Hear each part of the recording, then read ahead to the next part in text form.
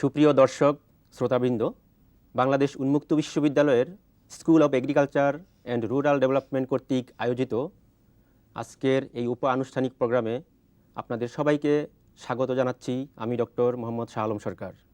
আশা করি আপনারা যে যেখানেই রয়েছেন ভালো রয়েছেন এবং সুস্থ রয়েছেন। বাংলাদেশ একটি কৃষি নির্ভর দেশ। কৃষি উৎপাদনে গুণগত মানসম্পন্ন সুস্থ বীজ অপরিহার্য। আর বীজের এই ভূমিকাকে বিশেষ বিবেচনায় এনেই আমাদের আজকের এই অনুষ্ঠানের নির্ধারিত আলোচ্য বিষয় হলো কৃষি উৎপাদনে বীজ ফসল এবং এর গুরুত্ব। এই বিষয়টির উপর আলোকপাত করার জন্য আজ আপনাদের সামনে উপস্থিত রয়েছেন বাংলাদেশ উন্মুক্ত বিশ্ববিদ্যালয়ের school of agriculture and rural ডেভেলপমেন্টের মাননীয় ডিন, বিশিষ্ট কৃষি বিজ্ঞানী ও গবেষক professor doctor AQM Badlur Rashid. সুপ্রিয় দর্শক মণ্ডলী, চলুন আমরা মূল আলোচনায় ফিরে আসি। স্যার, আপনার কাছে আমার প্রথম জিজ্ঞাসা, আমরা শুধু ফসল বীজ সম্পর্কে জানি। আপনি একটু ফসল বীজ বলতে কি বোঝায় বুঝিয়ে বলবেন কি? এবং বাংলাদেশে কৃষি উৎপাদনে এই ফসল বীজের গুরুত্ব কোথায়? ধন্যবাদ ডক্টর শাহ আলম সরকার। সুপ্রিয় দর্শক শ্রোতাবৃন্দ, আসসালামু আলাইকুম রহমতুল্লাহ। আমরা জানি আমাদের এই দেশ কৃষি প্রধান দেশ এবং দেশের জাতীয় আয়ের সিংহভাগই এসে থাকে এই কৃষি থেকে। এবং এই কৃষির মূল যে বিষয়, কৃষি উৎপাদনের যে মূল ইনপুট, সেটাই হলো বীজ। আপনারা জানেন যে এই বীজ সম্পর্কে যেমন আমরা সঠিক ধারণা রাখি না, আর বীজ কিভাবে উৎপাদন করতে হয়, বীজের যেখান থেকে উৎপাদন হয় সে বীজ ফসল, সেই বীজ ফসল কাকে বলে বা বীজ ফসলের গুরুত্বই বা কী, সেটা সম্পর্কে আমরা জানি না। আমাদের দেশে যে সমস্ত মাঠ পর্যায়ে যে সমস্ত ফসল উৎপাদিত হয়ে থাকে সেগুলোর অধিকাংশই প্রায় 90% ফসলই উৎপাদিত হয়ে থাকে দানাদার বীজ থেকে। এবং যেমন আমার কাছে এই যে গম, ধান আছে, এই সমস্ত দানাদার বীজ থেকে উৎপাদিত হয়ে থাকে, যা শতকরা 90% ফসলকে কভার দেয়। অথচ আমাদের দেশে কৃষক বা চাষি ভাই ও বোনেরা তারা এই বীজ সাধারণতই সংগ্রহ করে থাকেন তাদের নিজস্ব খাদ্য ফসল থেকে। এবং দেশের শতকরা 94 থেকে 95% বীজই কিন্তু এই ধরনের খাদ্য ফসল থেকে সংগৃহীত হয়ে থাকে, যা সাধারণতই প্রত্যয়িত না এবং এর গুণগত কোনো মানও নিশ্চিত সহকারে বলা যায় না। যে কারণে আমাদের দেশের কৃষি অত্যন্ত দুর্বল এবং কৃষি উৎপাদন একটা কাঙ্ক্ষিত মানের রেজাল্ট আমাদেরকে দিতে পারে না। সুপ্রিয় দর্শক শ্রোতাবৃন্দ, আমি আপনাদের সামনে যে জিনিসটা উপস্থাপন করতে চাই সেটা হলো আসলে বীজ ফসল সম্পর্কে আমাদের জানা দরকার। কিভাবে বীজ উৎপাদিত হয়ে থাকে বীজ ফসলে, সে প্রসঙ্গে আমি পরে আসলেও আমরা বীজ ফসল কী জিনিস এটা আমাদের আগে জানা প্রয়োজন। বীজ ফসল হলো গুণগত মানসম্পন্ন সুস্থ বীজ উৎপাদনের লক্ষ্যে নির্দিষ্ট মৌসুমে অনুকূল আবহাওয়ায় উপযুক্ত জমিতে ফসল ভেদে সংশ্লিষ্ট লাগসই বিশেষ প্রযুক্তি ব্যবহার করত যে ফসল জন্মানো হয়ে থাকে তাকেই বলা হয় বীজ ফসল। সুপ্রিয় দর্শক শ্রোতাবৃন্দ, বীজ ফসল আপনারা এর ভিতরে জেনে ফেললেন যে জমি একটা গুরুত্বপূর্ণ বিবেচ্য বিষয়। প্রত্যয়ত বীজ যা থেকে বীজ ফসল উৎপাদিত হবে সে একটা গুরুত্বপূর্ণ বিষয়। এটা অবশ্য নির্ভর করে জাত ভেদে, ফসল প্রকার ভেদে কোন বীজ আমরা উৎপাদন করব। এরপরে আবহাওয়া একটা অত্যন্ত গুরুত্বপূর্ণ বিবেচ্য বিষয়। এবং এই জমি, এই জাত, এই আবহাওয়ায় যে উৎপাদন করব, যে ওই জাতের জন্য, ওই ফসলের ওই জাতের জন্য, ওই ভ্যারাইটির জন্য যে নির্দিষ্ট প্রযুক্তি, সেই প্রযুক্তিটা একটা গুরুত্বপূর্ণ বিষয়।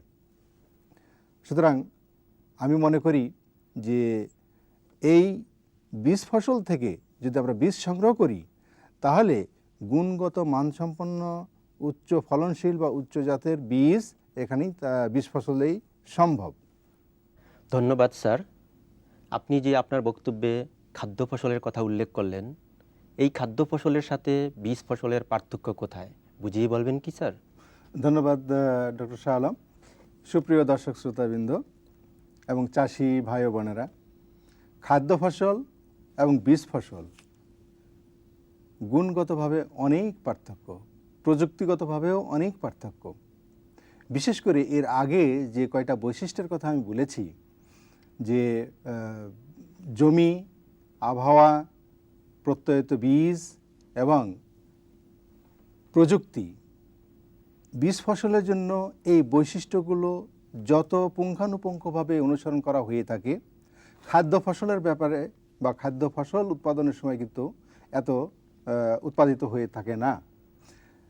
এমত অবস্থায় আসলে বীজের গুণাগুণ, আমি বীজ ফসল থেকে পরবর্তী মৌসুমে বপনের জন্য যে বীজটা সংগ্রহ করব, সেই বীজের কতগুলো গুণ বৈশিষ্ট্য আছে, সেই গুণ বৈশিষ্ট্যগুলোকে টার্গেট রেখে বীজ উৎপাদনের যে সমস্ত প্রযুক্তি, যে জমি, যে আবহাওয়া দরকার, সেই সবগুলোই বীজ ফসলের জন্য প্রযোজ্য, যা খাদ্য ফসলের জন্য প্রযোজ্য নাও হতে পারে।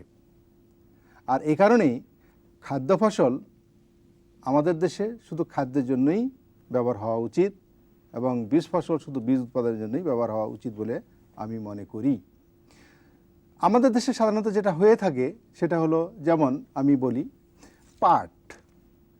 আমাদের দেশে চাষি ভাইয়েরা পাট উৎপন্ন করে থাকে, পাট বনে থাকে। পাট কাটার পরে জমিনের এক কোণায় কিছু অংশ রেখে দিল, যে এখান থেকে গাছ বড় হয়ে ফুল হবে, ফল হবে, সেখান থেকে বীজ সংগ্রহ হবে। আসলে কিন্তু এটা বীজ নয়, এটা ক্যাশ ফসল থেকে একটা বীজ সংগ্রহ হচ্ছে।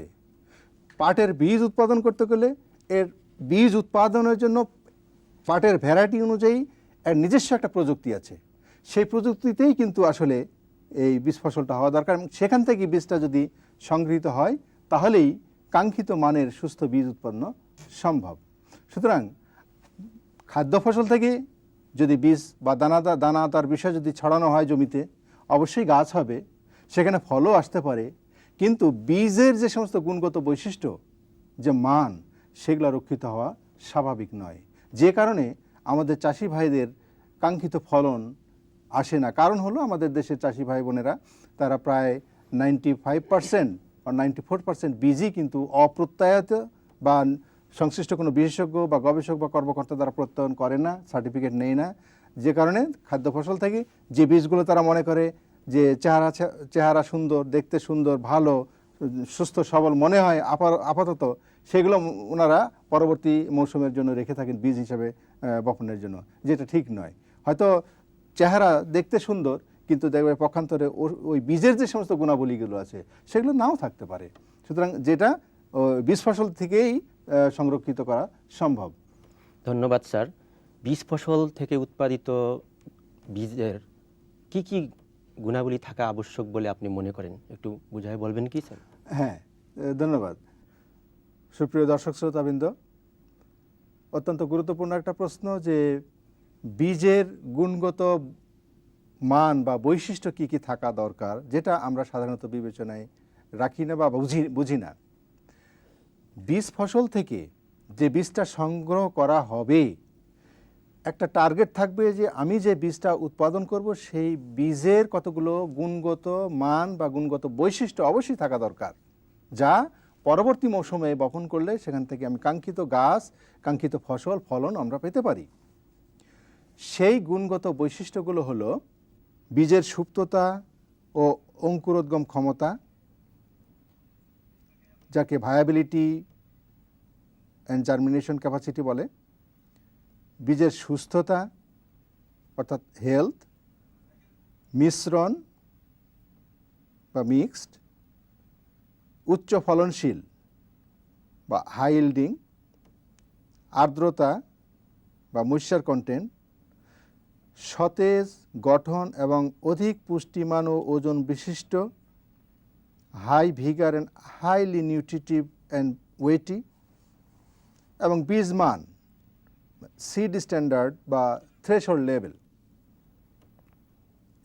সুপ্রিয় দর্শক শ্রোতাবৃন্দ, এখানে একটা কথা বলতে হয়, যেমন সুপ্ততা বা অঙ্কুরোদ্গম ক্ষমতা, বীজের যদি অঙ্কুরোদ্গম ক্ষমতাই না থাকে তাহলে এটা তো মাঠে বপন করার কোনো প্রয়োজন নাই।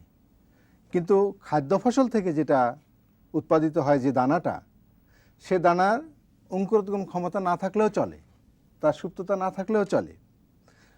আর মিশ্রণের ব্যাপারেও তাই, যদি একই ফসলের অন্য ভ্যারাইটি জাত থাকে খাদ্য ফসলে, এটা হয়তো বিক্রি করতে গেলে দাম কম আসবে, কিন্তু আসলে সেখানে তেমন বিবেচনা নাও হতে পারে, যা বীজ ফসলের জন্য খুবই গুরুত্বপূর্ণ। এমনিভাবে অন্যান্য যে সমস্ত গুণ বৈশিষ্ট্যগুলো আছে সেগুলো যত পুঙ্খানুপুঙ্খভাবে বীজ ফসলে গুরুত্ব দেওয়া হয়ে থাকে, তা আসলে খাদ্য ফসলে গুরুত্ব দেওয়া হয়ে থাকে না, সে প্রযুক্তিও সেখানে খাটানো হয় না। ধন্যবাদ স্যার। প্রজনন মিশ্রণ কিভাবে বীজ ফসলকে প্রভাবিত করে বা বীজ ফসলের ক্ষতি করে থাকে, এ বিষয়ে আমাদেরকে ধারণা দিবেন কি স্যার? ধন্যবাদ ডক্টর সরকার। আসলে বীজ ফসল যদি মিশ্রণ হয় তো তাহলে এটার যে ক্ষতি আমি একটু দেখিয়ে দিতে চাই। আমার সামনে আমার কাছে এখানে আছে যে, যেমন গমের এটা একটা ভ্যারাইটি আপনারা দেখতে পাচ্ছেন, একই রকমের হলো, এটা একটা বার্লি জাত, গমের মতোই। বা এই বার্লি ভ্যারাইটির মধ্যে যদি, বার্লি জাতের মধ্যে যদি গম মিশ্রণ থাকে, অথবা গমের মধ্যে যদি এই ভ্যারাইটিটা মিশ্রণ থাকে, দেখতে একই রকম। আমাদের চাষি ভাই বোনেরা যদি অভিজ্ঞতা না থাকে তাহলে এই মিশ্রণটা সহজে ধরতে পারবেন না।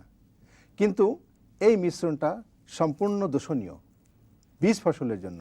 কিন্তু খাদ্য ফসলে যদি দুটোই হয়ে যায়, তো দুটোই আপনি হারভেস্টিং করলেন, কর্তন করলেন, মাড়াই করলেন, ঘরে চলে গেল, পিষে এটাকে আটা করে খেলেন, এখানে তেমন গুরুত্ব নাই। কিন্তু যখন এটা বীজ হিসাবে নেবেন, তখন একটা বীজে উল্লেখ, এখানে যেমন ধান গাছ, এই যে ধানটা দেখছেন, ধান গাছের একটা দানা থেকে 30 থেকে 40টা বা 45টা এই যে কুশি গজায়।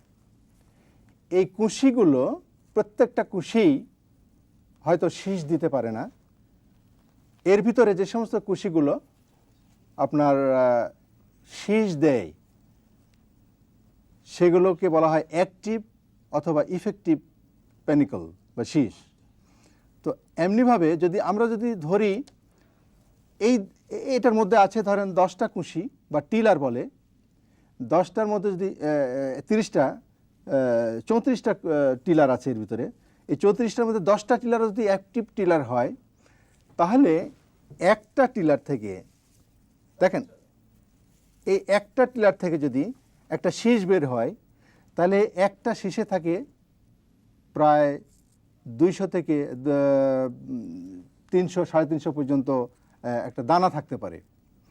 তাহলে একটা দানা থেকে 10টা অ্যাক্টিভ টিলার, তাহলে অ্যাক্টিভ টিলার মানে 10টা শীষ, 10টা শীষে কতগুলো আসতে, যদি 200 করেও ধরি, 200 দানাও যদি ধরি, তাহলে 2000। তাহলে একটা দানা যদি মিশ্রণ থাকে, তাহলে পরবর্তী মৌসুমে প্রায় 2000 গাছ এরকম মিশ্রণ হয়ে যাচ্ছে। সুতরাং এমনিভাবে টোটাল বীজটাকে নষ্ট করে দিতে পারে এবং মিশ্রণ ঘটায় এই বীজের মান হানি ঘটায় দিতে পারে। শুধু তাই নয়, যদি মিশ্রিত, ধরুন গমের মধ্যে যদি অন্য ভ্যারাইটি এসে মিশ্রণ ঘটায়, এই যে আমার সামনে দেখছেন এখানে ডিজিজড, রোগাক্রান্ত, এই রোগাক্রান্ত একটা বীজ এখান থেকে যদি আপনি করে দেখেন, তাহলে দেখা যাবে এখানে ব্ল্যাক পয়েন্টেড বা কালো দাগ, যেটা আসলে খুবই দোষণীয়, এবং এখানে অনেকগুলো প্যাথোজেনও আছে, রোগ জীবাণু আছে, এগুলো মিশ্রণ হয়ে পড়ে। আর এই মিশ্রণ পরবর্তী মৌসুমে যদি যায় বীজের সঙ্গে, সেখান থেকে যে গাছ হবে সেখানেও বীজবাহিত রোগ সেখানে ছড়াইতে পারে এবং টোটাল বীজ ফসলটাকে ধ্বংস করে দিতে পারে। এই জন্য মিশ্রণ কখনোই অনুমোদনযোগ্য নয়। মিশ্রণ যদি হয় সঙ্গে সঙ্গে রোগিং করে এগুলোকে আগে থেকেই নষ্ট করে ফেলে দিতে হবে। ধন্যবাদ স্যার। আমরা জানি কৃষি উৎপাদনে জমি এবং আবহাওয়ার একটি বিশেষ গুরুত্ব রয়েছে। বীজ ফসল উৎপাদনের ক্ষেত্রে এই জমি এবং আবহাওয়া কিভাবে প্রভাব বিস্তার করে এবং সার প্রয়োগের ক্ষেত্রে কৃষি উৎপাদনে ফসল বীজের ক্ষেত্রে সার ব্যবহারকে কিভাবে বিবেচনা করা হয়, এ বিষয়ে আমাদেরকে একটু বুঝিয়ে বলবেন ধন্যবাদ কি, স্যার? ডক্টর শাহ আলম সরকার। খুবই গুরুত্বপূর্ণ একটা প্রশ্ন আমি বলে মনে করি। কারণ হলো আমরা আসলে জমি নির্বাচন, আবহাওয়া নির্বাচন বা প্রযুক্তির মধ্যে সার প্রয়োগটা আসে বা অন্যান্য সেচ সার, কীটনাশক বা বালাইনাশক যে সমস্ত ব্যবহার আসে এইগুলো আমরা কনসিডার করে থাকি। সুপ্রিয় চাষি ভাই ও বোনেরা, আমি আপনাদের অবগতির জন্য বলতে চাই, বাংলাদেশের সব অঞ্চলেই প্রায় কোনো না কোনো ফসলের জন্য উপযোগী, কিন্তু আবহাওয়া একটা বড় ফ্যাক্টর। কি করে ফ্যাক্টর? যেমন গম যশোর ডিস্ট্রিক্টে আমাদের প্রচুর গম হয়, আবার দিনাজপুরেও প্রচুর গম হয়, পাবনাতেও প্রচুর গম হয়। কিন্তু বীজ সংরক্ষণের জন্য যখন বীজ প্রায় পরিপক্ক অবস্থায় পৌঁছে মাঠে, সেই সময় যশোরের আবহাওয়া এবং দিনাজপুরের আবহাওয়া পার্থক্য থাকার কারণে যশোরের যে সমস্ত বীজ উৎপন্ন হয় সেই বীজগুলো সাধারণত ডিজিজড হয়ে যায়, রোগাক্রান্ত হয়ে যায়, যে কারণে যেটা দিনাজপুরের বীজে বা পাবনা টেবোনিয়া যে বীজগুলো উৎপন্ন হয় সেখানে এতটা হয় না। সুতরাং আমি মনে করি যে বীজ উৎপাদনের জন্য আবহাওয়াগত কারণেই, আবহাওয়ার প্রভাবের কারণেই দিনাজপুর যেমন উপযোগী, যশোর সেখানে গম একই ফলন হলেও সেখানে বীজের জন্য উপযোগী নয়। ঠিক তেমনি প্রত্যেকটা ফসলেরই কোথাও আবহাওয়াগত কারণে বা জমির কারণে, যেমন একটা সারের প্রশ্ন তুলছেন আপনি। ওই দিন একজন লোক প্রশ্ন করছে আমাকে, স্যার একই সার ওই লোক তার এলাকায় গিয়ে যা প্রয়োগ করছে, সে যে ফলনটা পাচ্ছে আমি পাচ্ছি না, আমার কাছে ওই সার ইফেক্টিভ না, এই সার আমার একটা সন্দেহ হয়ে গেছে, এখানে সারের দোষ হয়ে গেছে। আসলে সার নয়, যে সারটা যে মাটিতে দেওয়া হবে সেই মাটির গুণগত অবস্থাটা কি, এবং ওই এলাকায় ওই যে বীজটা বা ওই যে ফসলটা উৎপাদন করা হচ্ছে সেই ফসলের মানে আপটেকিং ক্যাপাসিটি বা পরিবেশ পরিস্থিতিটা বা কি, সেটা কিন্তু ওই চাষি বা ওই কৃষক বিবেচনায় আনছে না। সুতরাং এমনিভাবে জমি, আবহাওয়া এবং প্রত্যয়িত বীজ, যে বীজের সঙ্গে রোগ জীবাণু যাবে না, থাকলেও একটা সিড স্ট্যান্ডার্ড মেনটেন করে সেখানে যাবে। তারপরে প্রযুক্তি, এক একটা ভ্যারাইটির জন্য এক একটা প্রযুক্তি আছে। আমাদের ন্যাশনাল সিড বোর্ড অথবা সিড সার্টিফিকেশন এজেন্সি বা আমাদের সংশ্লিষ্ট কৃষিবিদদের কাছেও থাকতে পারে যে সেখানে এই ভ্যারাইটির জন্য বা এই ফসলের জন্য, এই জাতের জন্য এই ধরনের প্রযুক্তি ব্যবহার করা দরকার। এই ধরনের প্রযুক্তি ব্যবহার করেই যদি বীজ উৎপন্ন করা হয় তাহলে আমি মনে করি সেটাই হবে আসল গুণগত মানসম্পন্ন সুস্থ বীজ।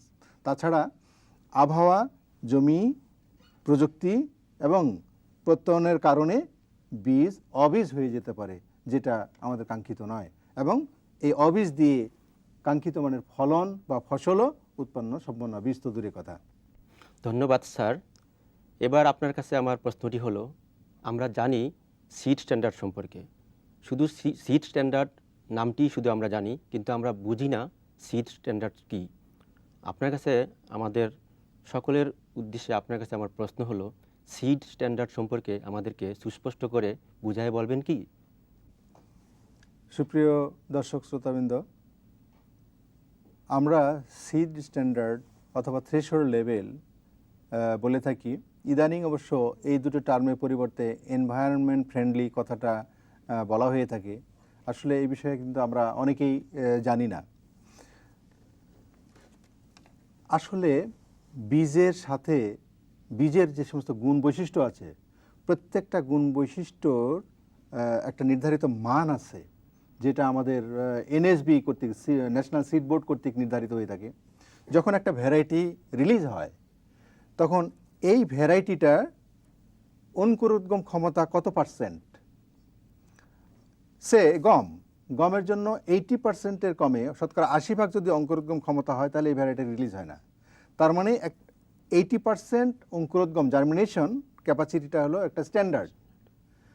আমি যে বীজ ফসলে বীজটা উৎপাদন করব, সেই বীজ ফসলের থেকে সংগৃহীত বীজের অবশ্যই এই কোয়ালিটিতে থাকতে হবে যে 80% কমপক্ষে অঙ্কুরোদ্গম ক্ষমতাটা থাকে। তাহলে 80% অঙ্কুরোদ্গম ক্ষমতা, এটা হলো একটা জার্মিনেশনের সিড স্ট্যান্ডার্ড। ঠিক তেমনি রোগ জীবাণু বা রোগাক্রান্ত বীজ ওর মধ্যে থাকতেই পারে, যেমনি, কারণ এটা তো পরিবেশের মধ্যে এক্সপোজড, খোলা, যে কোনোভাবে রোগ জীবাণু ওর সাথে থাকতে পারে। তাহলে কত পার্সেন্ট ম্যাক্সিমাম রোগ জীবাণু থাকলে আমি এটাকে বীজ হিসেবে ব্যবহার করতে হবে, আর না হলে আমাকে শোধন করে জমিতে বপন করতে হবে। এমত অবস্থায় মিশ্রণ বা অন্য ভ্যারাইটি মিশ্রণ যদি থাকেও, তাহলে আমি মোট সর্বোচ্চ কত পার্সেন্ট আমি মিশ্রণ, কয়টা দানার মধ্যে কয়টা দানা বা কয় কেজির মধ্যে কতটুকু আমি মিশ্রণ অ্যালাউ করতে পারি, এটাও কিন্তু ফিক্স করে দেওয়া আছে ন্যাশনাল সিড বোর্ড কর্তৃক বা সরকারি বা উপযুক্ত কর্মকর্তা বা কর্তৃপক্ষ কর্তৃক। এই স্ট্যান্ডার্ডগুলো, এই মাপগুলো, স্ট্যান্ডার্ডগুলো আমাদের কৃষক ভাই বা চাষি ভাই বোনদের কাছে নেই বা সংশ্লিষ্ট কৃষিবিদদের কাছে থাকতে পারে। এই জন্য যখন বীজ ফসল উৎপাদন করা হয় তখন কিন্তু এই জিনিসগুলো মিলাই দেখা হয়, যেটা খাদ্য ফসলের জন্য হয়তো প্রযোজ্য নাও হতে পারে। এই জন্য সিড স্ট্যান্ডার্ড বা থ্রেশহোল্ড লেভেল অথবা এনভায়রনমেন্ট ফ্রেন্ডলি, এই জিনিসগুলো কিন্তু অত্যন্ত একটা গুরুত্বপূর্ণ বিবেচ্য বিষয়। ধন্যবাদ ডক্টর আলম। ধন্যবাদ স্যার, বীজ ফসল সম্পর্কে আমাদেরকে সুন্দর ধারণা দেওয়ার জন্য। সুপ্রিয় দর্শক শ্রোতামণ্ডলী, আমরা অনুষ্ঠানের প্রায় শেষ প্রান্তে পৌঁছে গেছি। আশা করি আপনারা আমাদের আজকের এই অনুষ্ঠান থেকে বীজ ফসলের বিভিন্ন দিক সম্পর্কে সম্যক ধারণা লাভ করেছেন এবং কৃষি উৎপাদনে বীজের গুরুত্ব উপলব্ধি করতে সক্ষম হয়েছেন। আমাদের আজকের এই আলোচনার উপর অথবা কৃষি উৎপাদনে বীজ ফসল সম্পর্কিত আপনাদের আরও কিছু জানার থাকলে আমাদের কাছে সরাসরি আপনারা যোগাযোগ করতে পারেন। আমাদের সাথে যোগাযোগ করার ঠিকানা: dean, school of agriculture and rural development, Bangladesh উন্মুক্ত বিশ্ববিদ্যালয়, গাজীপুর 1705। আপনারা সবাই ভালো থাকুন, সুস্থ থাকুন এবং সুন্দর থাকুন, এই প্রত্যাশায় আমাদের আজকের এই অনুষ্ঠান এখানেই শেষ করছি। সবাইকে ধন্যবাদ। আল্লাহ হাফিজ।